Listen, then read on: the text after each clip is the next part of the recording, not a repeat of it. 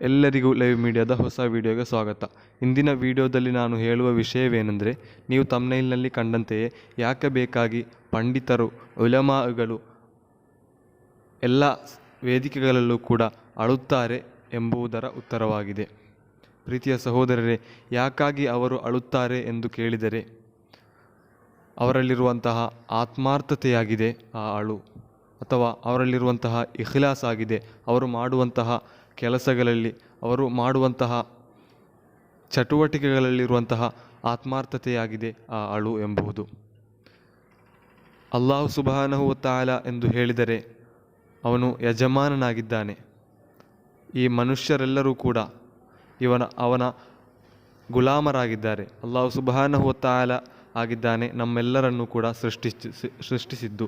ಖಲಕಸ್ ಸಮಾವಾತಿ ವಲ್ ಅರ್ಲ fee ಸಿತ್ತತಿ ಅಯ್ಯಾಮಿನ್ ಸುಮ್ಮ ಇಸ್ತವಾ ಅಲಲ್ ಅರ್ಶ್ ಎಂದಾಗಿದೆ ನಾವು ಕಲಿತದ್ದು.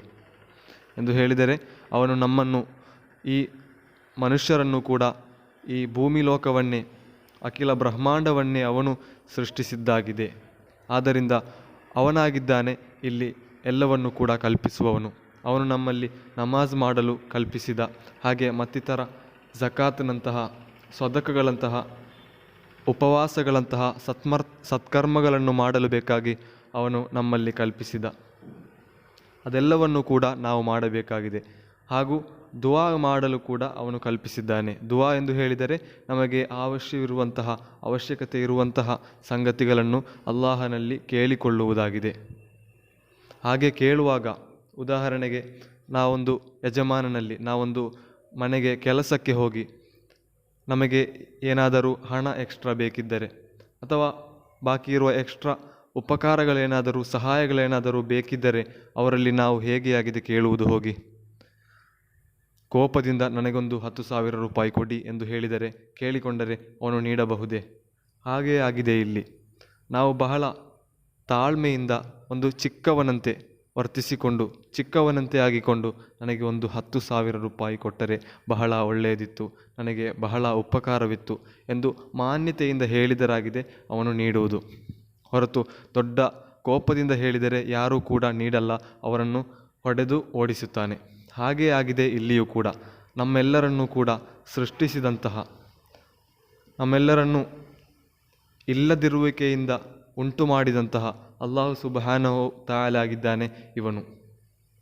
ಅವನಲ್ಲಿ ಕೇಳಿಕೊಳ್ಳುವಾಗ ಬಹಳ ತಾಳ್ಮೆಯಿಂದ, ಆತ್ಮಾರ್ಥತೆಯಿಂದ, ಇಖ್ಲಾಸಿನಿಂದ, ಭಯದಿಂದ ಅವನಲ್ಲಿ ಕೇಳಿಕೊಳ್ಳಬೇಕು.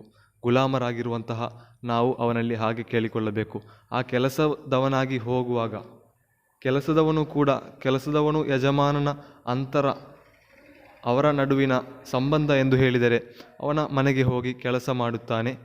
ಆ ಕೆಲಸಕ್ಕೆ ಪ್ರತಿಫಲವಾಗಿ ಕೂಲಿಯನ್ನು, ಕಾಸನ್ನು ಅವನು ನೀಡುತ್ತಾನೆ. ಅಷ್ಟೇ ಆಗಿದೆ ಅವರ ಸಂಬಂಧ.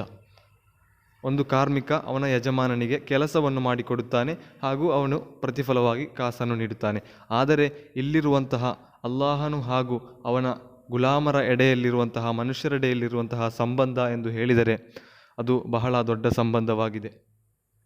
ಅವರನ್ನು ಸೃಷ್ಟಿಸಿದ್ದು, ಇಲ್ಲದಿರುವಿಕೆಯಿಂದ ಉಂಟು ಮಾಡಿದಂತಹ ಅಲ್ಲಾಹನಾಗಿದ್ದಾನೆ ಅವನು.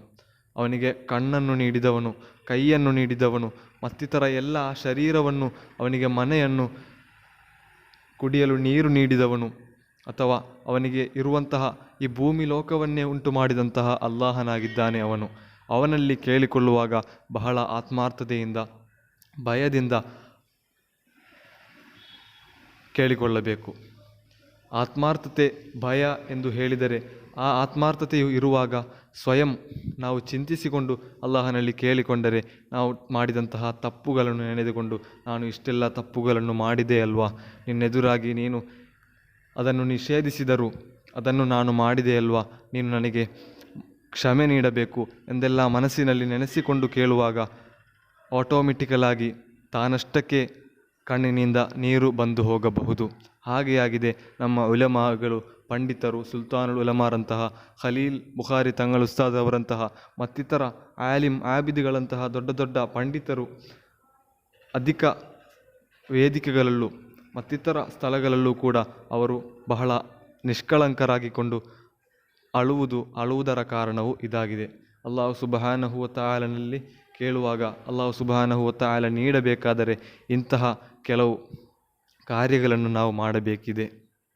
ಹಲವಾರು ಜನರು ಇಂತಹ ಹೀಗೆ AP ಉಸ್ತಾದ್ರವರು ಹಾಗೂ ಮತ್ತಿತರ ಪಂಡಿತರು ಅಳುವಾಗ ಮುಜಾಹಿದಿಗಳು ಹಾಗೂ ಮತ್ತಿತರ ಇಲ್ಲಿ ಬಿರುಕುಗಳನ್ನು ಉಂಟು ಮಾಡಲು ಶ್ರಮಿಸುವಂತಹ ಪಾರ್ಟಿಯವರು ಅಥವಾ ಮನುಷ್ಯರು ಸುಲ್ತಾನುಲ್ ಉಲಮಾ ಉಸ್ತಾದರನ್ನು ಹಾಗೂ ಮತ್ತಿತರ ಪಂಡಿತರನ್ನು ಸುಮ್ಮನೆ ಅಳುವುದರ ಹಾಗೆ ನಾಟಕವಾಡುವುದು ಎಂದೆಲ್ಲ ಹೇಳುವುದನ್ನು ನಾವು ಕಂಡಿರಬಹುದು. ಇದರ ಕಾರಣವೇನೆಂದರೆ ಅವರ ಆ ಯಾತ್ರೆಯಾಗಿದೆ, ಜೀವನದಲ್ಲಿರುವಂತಹ ಜೈತ್ರ ಯಾತ್ರೆಯಾಗಿದೆ. ಅವರ ವಿಜಯವಾಗಿದೆ ಇವರಿಗೆ ಅಸೂಯೆಗೊಳಿಸುವುದು.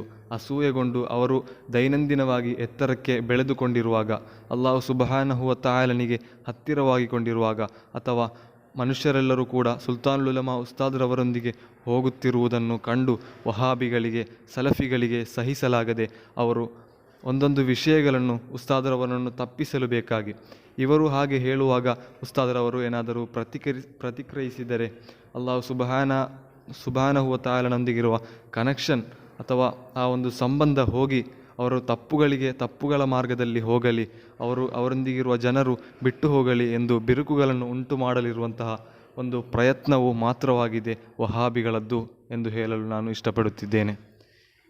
ಹೀಗೆ ಯಾವ ವೇದಿಕೆಗಳಲ್ಲಿ ಹೋಗಿ ನೋಡಿದರೂ ಕೂಡ ನಮಗೆ ಕಾಣಲು ಸಾಧ್ಯವಾಗಬಹುದು ಉಸ್ತಾದ್ರವರು ಬಹಳ ನಿಷ್ಕಳಂಕರಾಗಿಕೊಂಡು ಚಿಕ್ಕ ಮಕ್ಕಳಂತೆ ಅಳುತ್ತಿರುವುದು.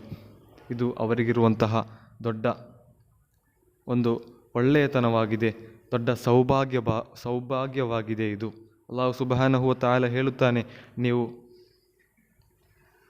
ಅಳಿರಿ, ನೀವು ನನ್ನನ್ನು ಕೇಳುವಾಗ ನಿಷ್ಕಳಂಕರಾಗಿಕೊಂಡು ಕೂಗಿಕೊಂಡು ಕಣ್ಣಲ್ಲಿ ನೀರು ಬರಿಸಿಕೊಂಡು ನೀವು ನನ್ನಲ್ಲಿ ದುಆ ಮಾಡಿರಿ ಅಥವಾ ನೀವು ನನ್ನಲ್ಲಿ ಕೇಳಿರಿ ಎಂದು ಅಲ್ಲಾಹು ಸುಬ್ಹಾನಹು ವ ತಆಲ ಹೇಳಿದ್ದಾನೆ. ಬರುವುದಿಲ್ಲದಿದ್ದರೆ ಕಣ್ಣಲ್ಲಿ ನೀರು ಬರುವುದಿಲ್ಲದಿದ್ದರೆ ಅದನ್ನು ಬರಿಸಿಕೊಂಡು ನೀವು ಕೇಳಿರಿ ಎಂದು ಅಲ್ಲಾಹು ಸುಬ್ಹಾನಹು ವ ತಆಲ ಹೇಳಿದ್ದರೆ ನಾವು ಎಲ್ಲರೂ ಕೂಡ ಒಳ್ಳೆಯ ಆತ್ಮಾರ್ಥತೆಯಿಂದ ಅವನಲ್ಲಿ ಕೇಳಿಕೊಳ್ಳಬೇಕು. ಅವನು ಎಲ್ಲವನ್ನೂ ಕೂಡ ನೀಡುವವನಾಗಿದ್ದಾನೆ, ಅರ್ಹಮುರ್ ರಾಹಿಮ್ ಆಗಿದ್ದಾನೆ ಅಲ್ಲಾಹು ಸುಬ್ಹಾನಹು ವ ತಆಲ ಎಂಬವನು. ಉದಾಹರಣೆಗೆ ಹೇಳುವುದಾದರೆ ಅಲ್ಲಾಹು ಸುಬ್ಹಾನಹು ವ ತಆಲ ಹೇಳಿದ್ದಾನೆ, ಹರಾಮು ಕೇಳಬಾರದು, ಹರಾಮು ನೋಡಬಾರದು, ಹರಾಮು ಮಾಡಬಾರದು, ಒಳ್ಳೆಯ ಇಬಾದತುಗಳನ್ನು ಮಾಡಬೇಕು, 5 ವಕ್ತ ನಮಾಜುಗಳನ್ನು ಮಾಡಬೇಕು, ಮತ್ತಿತರ ಉಪದೇಶಗಳನ್ನು ಅವನು ನೀಡಿದ್ದಾರೆ. ಆದರೆ ನಮ್ಮಲ್ಲಿ ಅಧಿಕ ಜನರು ಕೂಡ ಅದನ್ನು ಮಾಡದವರಲ್ವಾ ನಮ್ಮಲ್ಲಿ ಇರುವುದು. ಆದರೂ ಕೂಡ ಅವನು ಇಲ್ಲಿ ಶಿಕ್ಷಿಸದೆ ಅವನಲ್ಲಿ ಒಳ್ಳೆಯ ರೀತಿಯಲ್ಲಿ ಕೂಗಿಕೊಂಡು ಇಖ್ಲಾಸ್ನೊಂದಿಗೆ ಅವನಲ್ಲಿ ನಾನು ತಪ್ಪು ಮಾಡಿಬಿಟ್ಟೆ, ನೀನು ನನಗೆ ಕ್ಷಮೆಯನ್ನು ನೀಡು ಎಂದು ಕೇಳಿಕೊಂಡರೆ ಅವನು ನಿಶ್ಚಯವಾಗಿಯೂ ನಮ್ಮ ತೌಬಾವನ್ನು ನಮ್ಮ ಕ್ಷಮೆಯಾಚನೆಯನ್ನು ಸ್ವೀಕರಿಸುತ್ತಾನೆ ಎಂದು ಅವನೇ ಹೇಳಿದ್ದಾನೆ. ಅಲ್ಲಾಹು ಸುಬ್ಹಾನಹು ವ ತಆಲ ದೊಡ್ಡ ಕ್ಷಮೆ ಇರುವವನು, ದೊಡ್ಡ ವಿಶಾಲ ಮನಸ್ಸಿರುವವನು ಕೂಡ ಆಗಿದ್ದಾನೆ. ಮನಸ್ಸಿರುವವನು ಎಂದು ಹೇಳಿದರೆ ಮನುಷ್ಯರಂತೆ ಅಲ್ಲ, ಅವನು ಬೇರೆಯೇ ಆಗಿದ್ದಾನೆ. ಕೈ ಇರುವವನು ಕಾಲಿರುವವನು ಎಂದು ಮುಜಾಹಿದಿಗಳು ಹೇಳುತ್ತಾರೆ.